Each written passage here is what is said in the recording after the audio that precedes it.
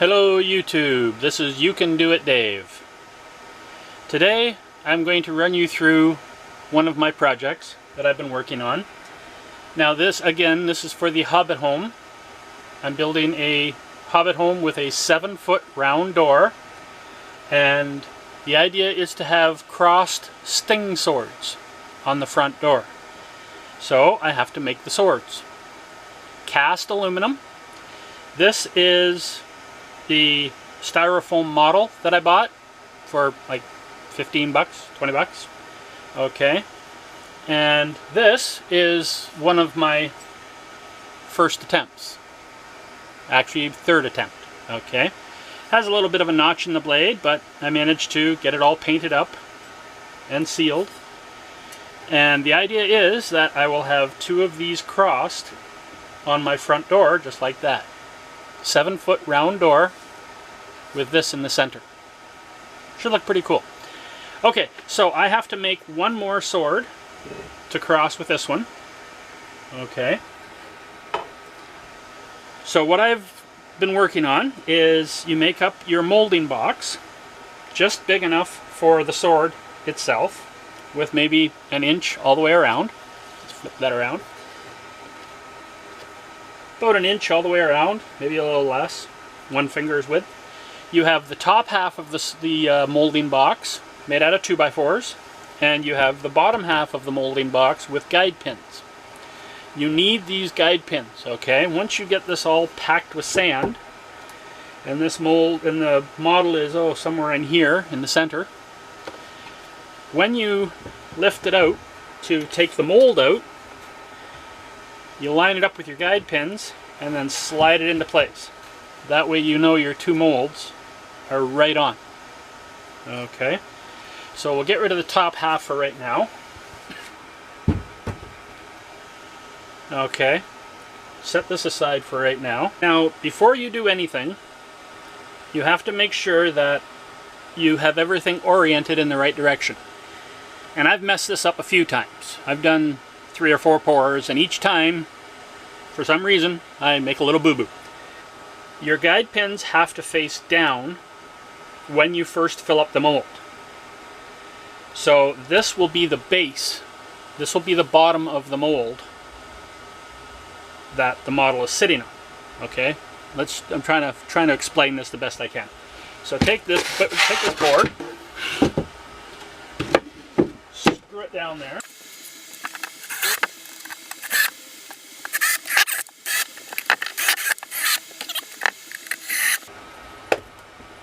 Then you flip your mold over.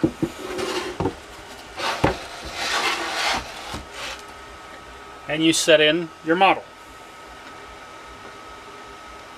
Now, I like to have little pieces of foam, because this blade will flex.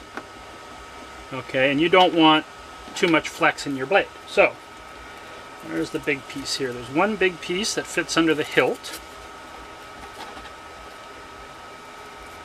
And then you just line them up.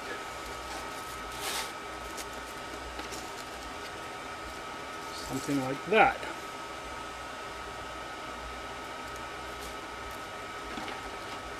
And that will keep the blade from flexing too much when you pack the sand in. Okay, so your guide pins are down. You have your support board in place. Okay, now you can go ahead and dust it.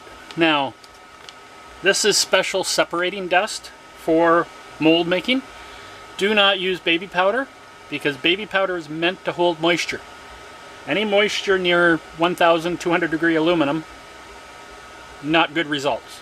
This stuff will not cause any problems. Okay, so always use breathing protection.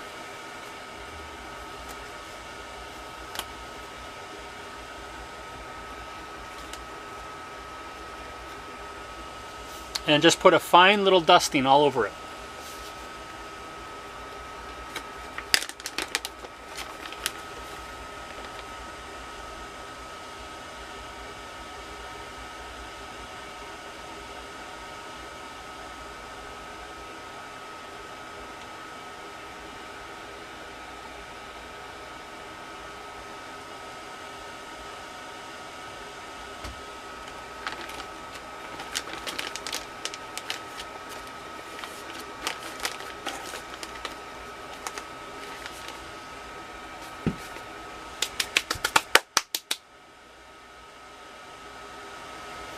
Now, sorry about the background noise, but doing all this kind of stuff in an enclosed area, I need the HEPA air filter going to get rid of all this dust.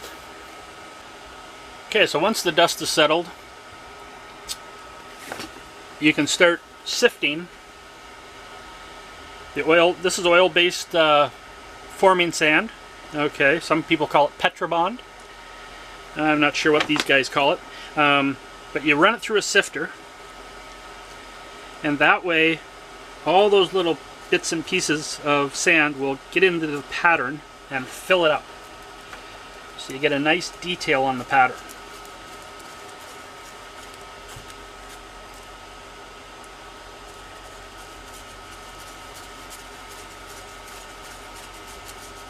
Okay, and I usually do it, I usually sift it right up until all the gaps and spaces are filled. Here we are. I've sifted the forming sand until all the little gaps and spaces are filled. All that I can see anyways. Okay, now you can just take it by the handful and just break it into as small as pieces as you can and fill up the rest of the mold. Okay, so the idea is you sift it to pick up all the little details. Once you have all the little details filled, then you pack it in with the bigger stuff, and then you pack it down.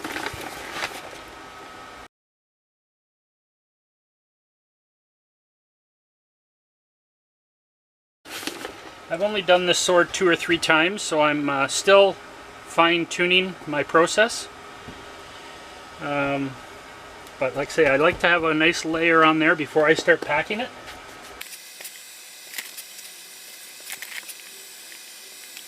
So once you have a good layer of sand on top of that sifted stuff, I just take a piece of board and start packing it down.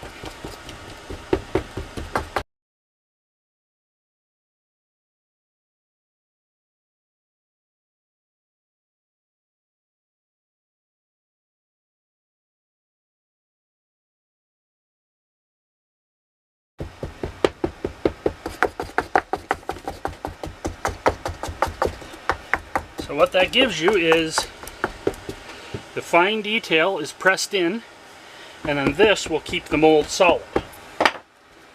Then you do it again.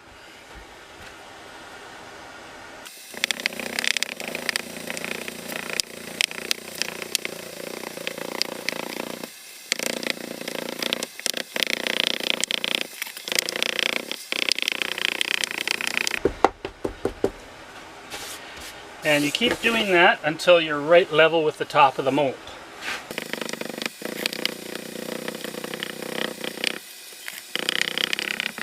Okay, so hopefully this will be the last layer, but we'll see. And you pack it down again. So now the reason behind filling the mold right to the top is you have to scree the sand so it's nice and flat. Okay, now screeing is I believe it's a concrete term, where you take a flat metal or flat object and you go across it. Okay.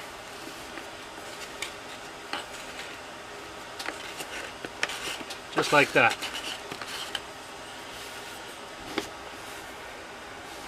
So you know it's flat.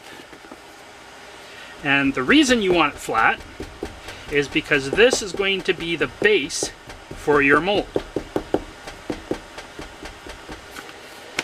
Okay, I'm going to flip this over, and it will be the new bottom for the mold. And you do not want any holes or voids that can collapse in while you're trying to pour the aluminum. So it has to be nice and flat.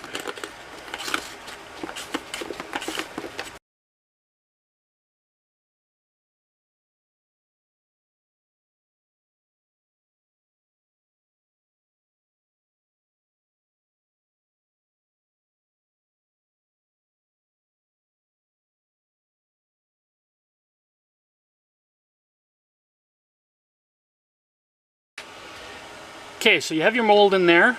It's covered with fine sifted sand. Then it's packed in with the coarser sand, or the harder sand, I should say. It's not really any different, it's just the same sand. Now, you don't want this thing falling out when you flip it over. So you need another board to attach to that. Okay, and you screw that into place.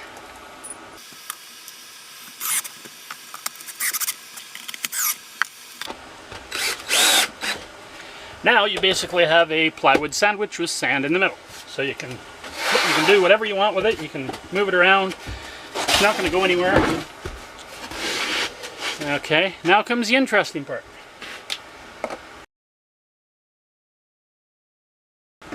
Okay, and if you've done it right, that's what you should see. So now first, you take your nice little X-Acto knife here, and you take out the foam first.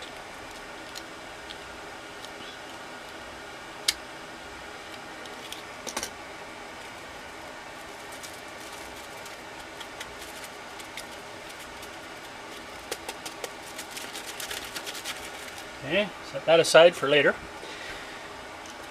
So now what you need to do is you need to find you're going to make this mold in two different pieces. Okay, they come together, so you want 50-50. Now the good thing about having the styrofoam sword is it has a molding seam on it. Okay, where they've actually manufactured the sword. So, what you need to do, go at a 45-degree angle and slice away the sand.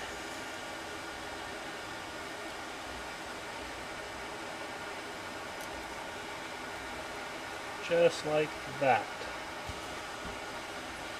Okay, I always like to have a little paintbrush handy.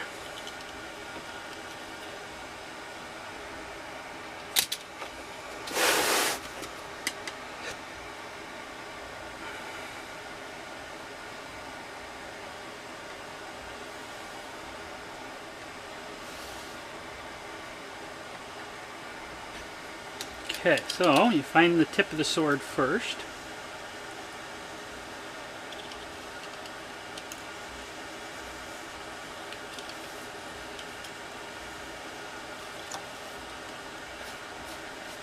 Okay, there's the blade right there.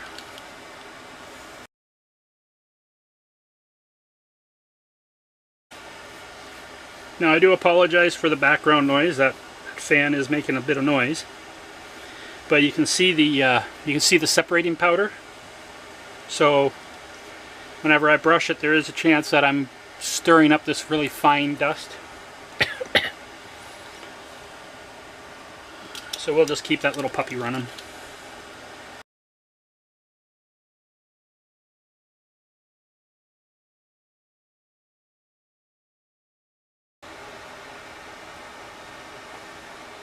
Now I'm going to assume that the last one I made had that notch in the blade because some of this sand fell in. So this time, this is just, every time I pour one of these it's an experiment, okay, until I get it absolutely picture perfect. So what I'm going to do this time is I'm going to pack the sand around the blade. So when I flip this thing, when I take it out and flip it over and move it around, those little bits of sand aren't going to fall out and leave a gap in the blade like the last time.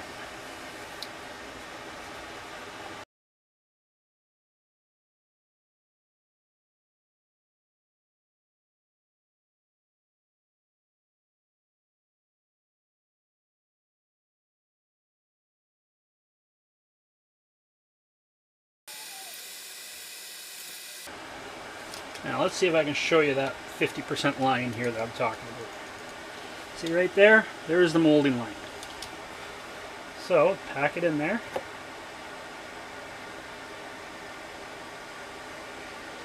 Now again, I'm packing this in, and this is something new for me. Okay, I'm packing it in there so that I don't get little bits of sand falling out of the mold.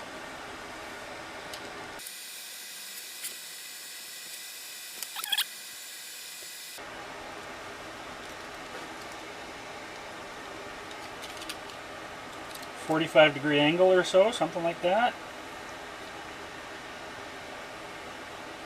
You want a nice gentle slope, so when you make the top half of the mold, it's not boom right down in.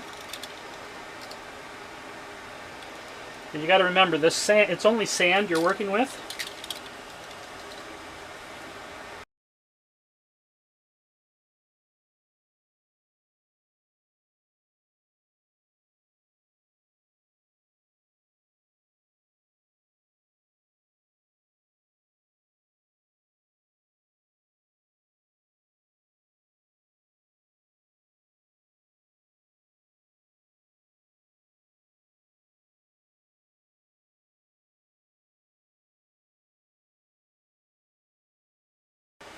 Okay, so you've scraped away all the forming sand off the top half of the model, literally the top 50%.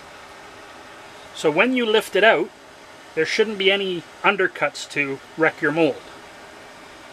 That's the tricky thing, is you don't want anything overhanging the edge, so when you pull it out, it'll all go to crap on you.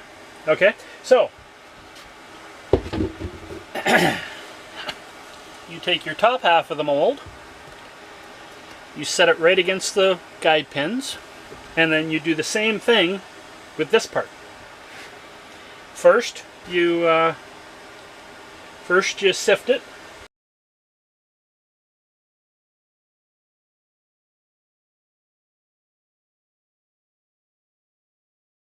So once all the dust has been blown away, that air filter in the background is doing a wonderful job, I can now start sifting the top layer of sand.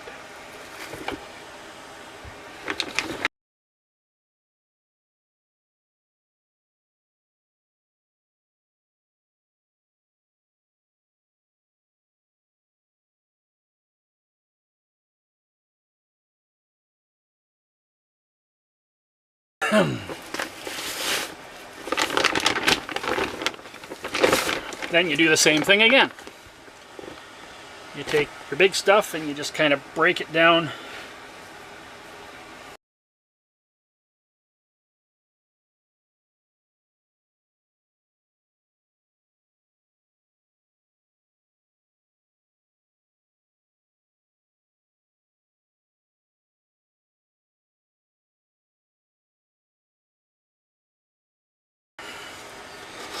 So now I'm going to go ahead and I'm going to pack this full of sand, and I'll be right back.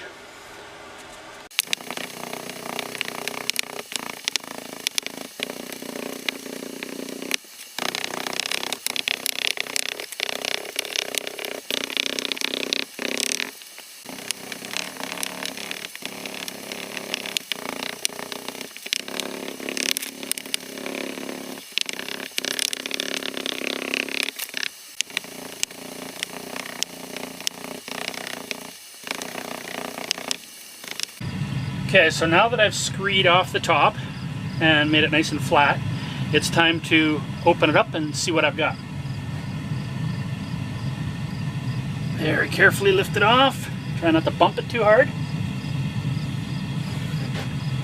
And there you go. Not too many little bits and pieces fell in.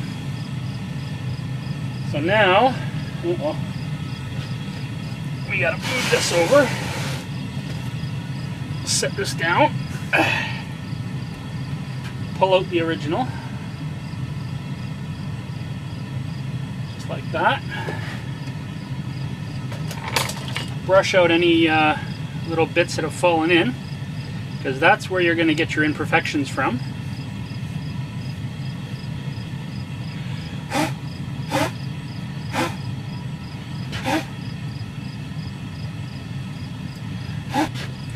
So now what I have to do is I have to add air holes and vent holes to the top. So I find a cut-off syringe is just perfect for a vent hole or a pour spout. You jam it in there and you pull it out. Just like that. Now I'm going to want to have some kind of a catch, some kind of a indentation to catch the aluminum when I pour it. So we'll just do this here.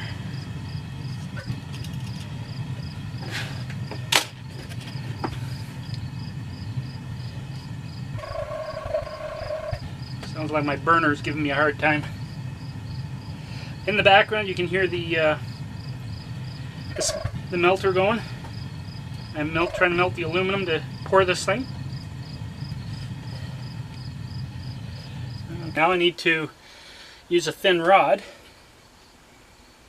and at the very end of the handles put in a small air hole. Just push it right through.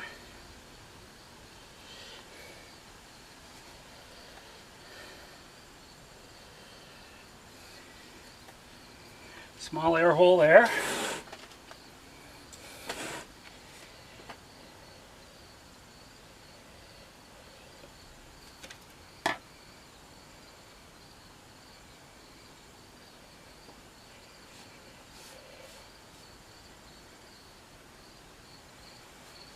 Small air hole there.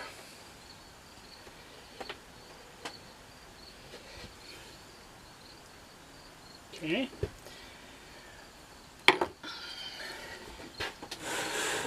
And then at the very end, I like to put a big air hole.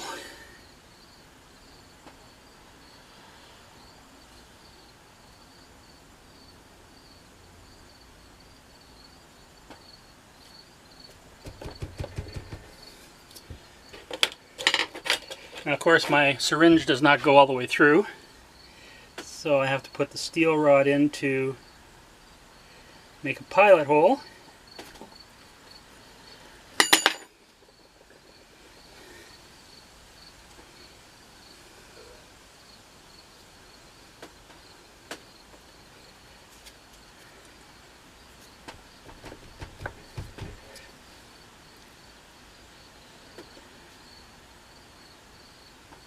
So now I did bump the mold here, so there's going to be a little extra material.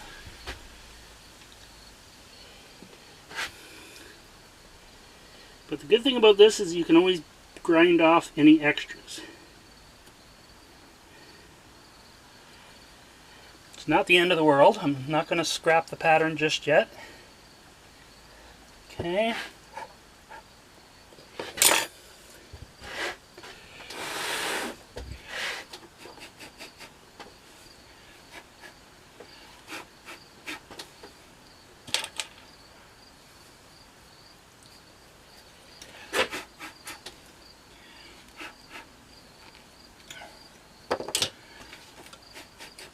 So once you have the mold somewhere where you like it, you can go ahead and you can put it back together. Use the guide pins and just set it down in place. There you go.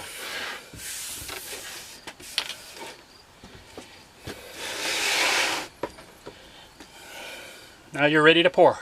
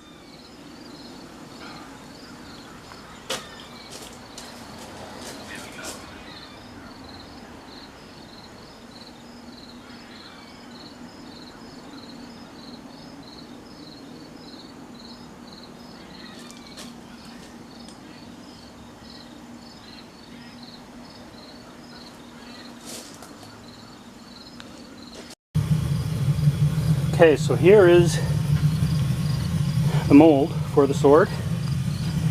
And the problem I'm seeing is I got a little bit of dirt in between the guide pin and the mold. So that means the entire mold, this end of the entire mold is off by about a 1/4 inch. Okay, so as an added bonus, I've also made up this mold. Same thing, same sting sword, same sting sword. Try saying that 5 times fast. Same sting sword, except this time, instead of using a 2x4 on top, I used, I don't know, a 1x2? Something like that, 2x2. I was concerned that when I tried to add the air vents and move it around, the thinner sand would fall in, but it didn't. So we'll give this a try and we'll see how they both turn out.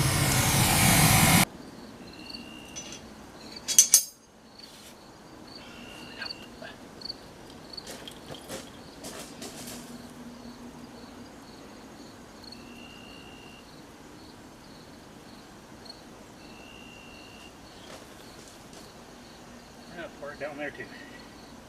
This is the first mold that I made with the 2x4s, and we got to open it up and see what we got. Let's crack this puppy open.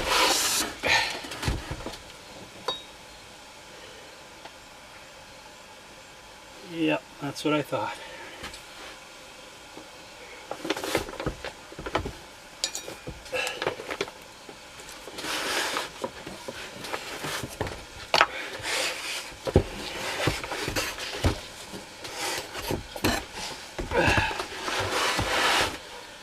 So now, as you can see, it's all charcoal, at least the stuff closest to it. That has to be cleaned out.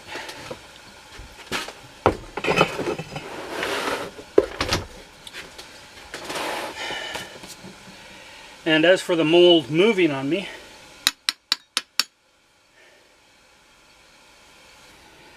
okay, so here is the second mold with the 2x2s on top.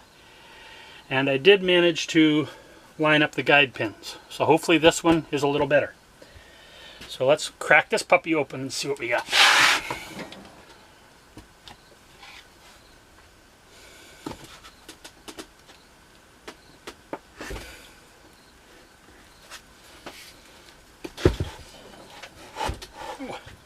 And it's still incredibly hot.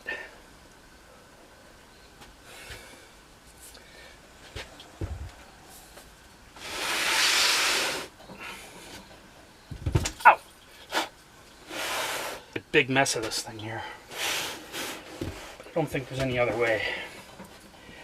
Okay, so we have very little flashing along the blade. That's good. Again, we have a missing chunk here.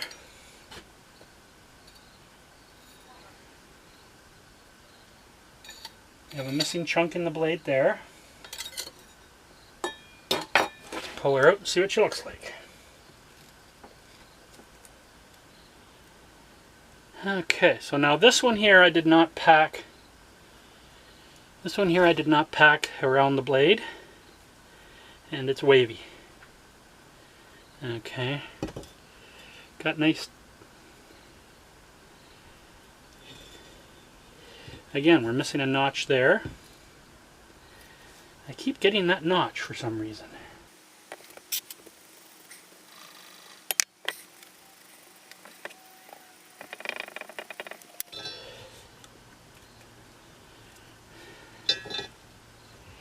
Yeah, so we got good detail on the handle, got good detail on the hilt. They're all lining up. It's all lining up there. The only problem is I didn't pack around the blade and I still have that little notch.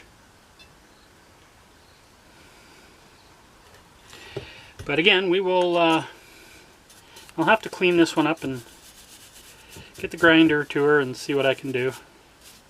Here's what I've accomplished for the day. Okay, so this one here, all the blade is there.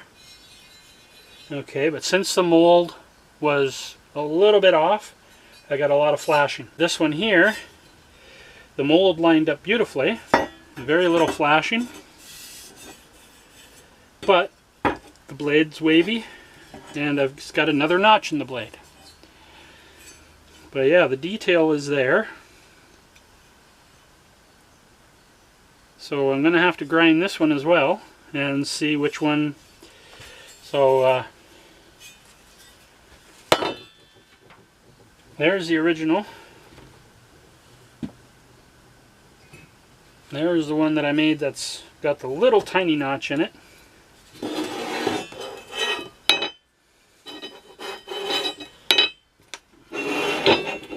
And there's the other three. Now this one here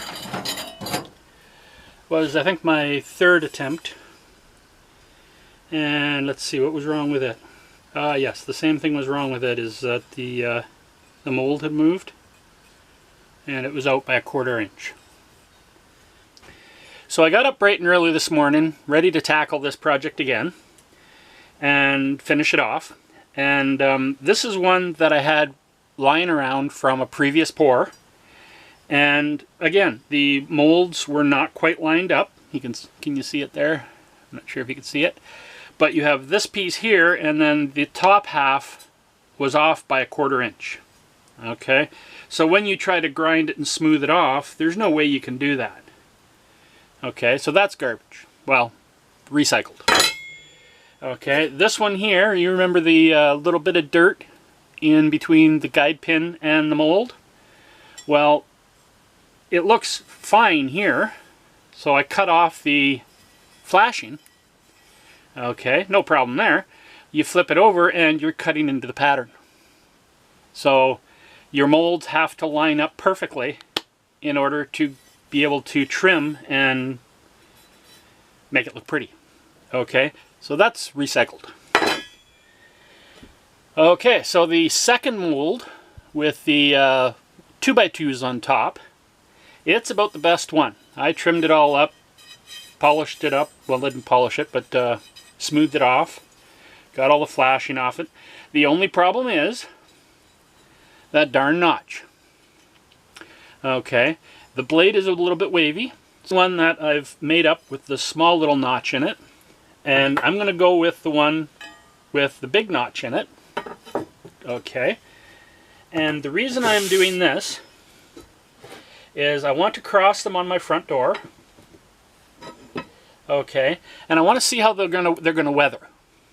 Okay, the coating on the blade is UV stabilized, so the color should stay. But the main thing is that I am running out of warm weather. Okay, I'm in the process of demolishing half of my house to make room for the hobbit home, and I'm running out of warm weather. I have to get this done before the cold weather sets in. So this project, I'm going to paint up the blade. I'm going to paint up this blade, seal it up, bolt it to the front door, and call it good enough for this year.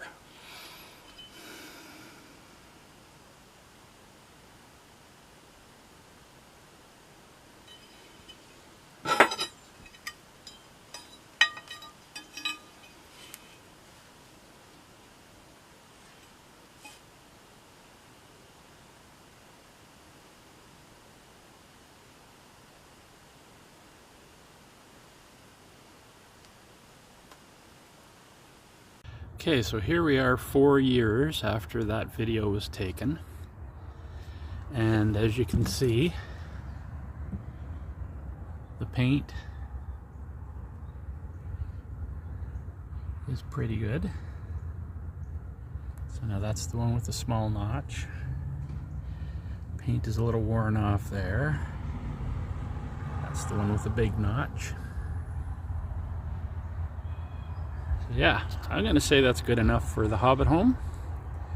This is You Can Do It, Dave, and we'll see you next time.